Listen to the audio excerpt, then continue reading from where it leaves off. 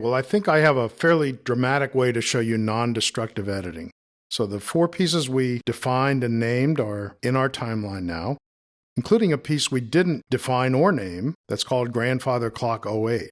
It was sort of leftover collateral damage as we defined our wind-up, carillon, chime, single chime, and chime ring out. So they're all there.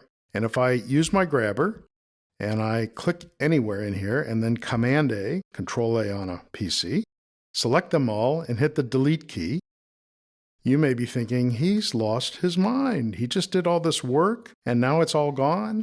Let's reach over to the right-hand arrow that we clicked before, and over in the clip bin, I'm going to make this a little bit bigger so that we can see inside of it.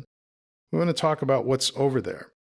The original parent, the file that we imported, the audio file, is there in bold, and it's a parent file, and all the little children we made called wind-up, carillon, chime single, which we called chime, and chime ring out, are all there, including other pieces that we didn't name that are just sort of left over from the chopping that we did. So the original is here, and in shuffle mode, bring this over into the timeline. I can drop this file anywhere. Let's drop it at the 1 minute mark here and watch what happens. It jumps over and fills whatever gap is there. If I dropped it in again, see the yellow line here? It would jump in behind it and fill the next available space. So I'm going to, again, delete everything in my timeline. And this is the concept of non-destructive editing. Back in the day when we cut tape, if we made a mistake, we'd have to glue the pieces back together with splicing tape, make another cut, probably right on the splicing tape. And it was a horrible way to go. This is so much easier. So now we're going to reassemble our piece. In shuffle mode, if I pick up the wind-up, let me zoom in just a little bit so we're not so zoomed out. We'll bring in the carillon after him. He'll jump in and fill the first available space, and then chime in after the carillon. Let's say we want a certain number of chimes.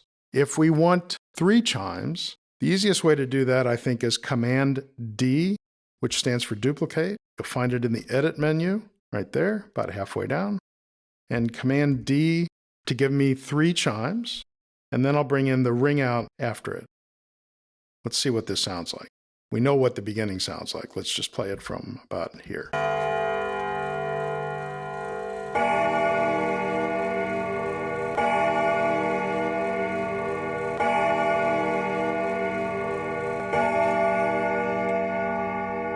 I hear the slightest little bit of a sound as it's crossing the chimes. So I'm going to jump to my Smart tool, and I'll explain this in the next movie, but I'm going to reach down here to the crossfade tool and just give it ever so much of a crossfade. I'm just clicking and dragging. This is tough on a trackpad, much easier with a mouse. Let's see what it sounds like now.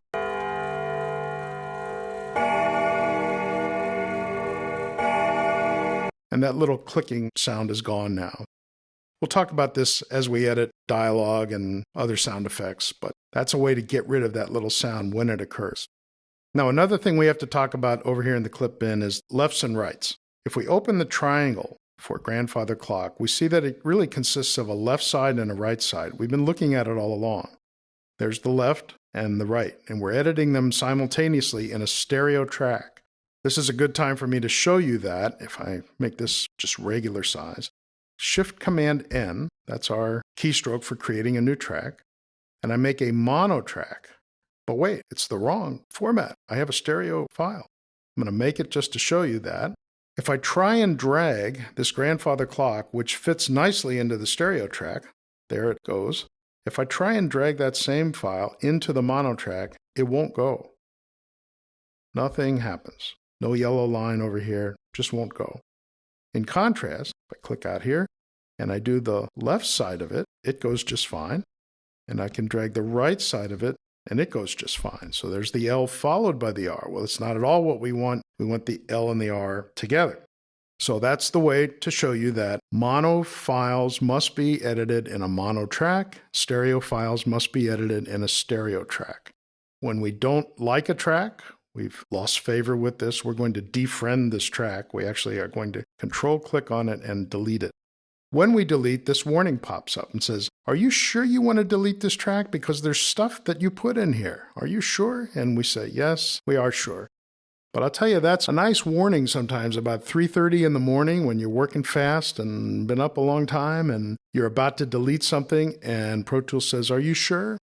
I'll close this triangle. I think we've explained lefts and rights now. Let's just make this back where he was for size. We'll get rid of our second clock iteration because it doesn't belong there. It was just to show you that. In the next movie, I want to explain this smart tool and how it can save us a lot of time.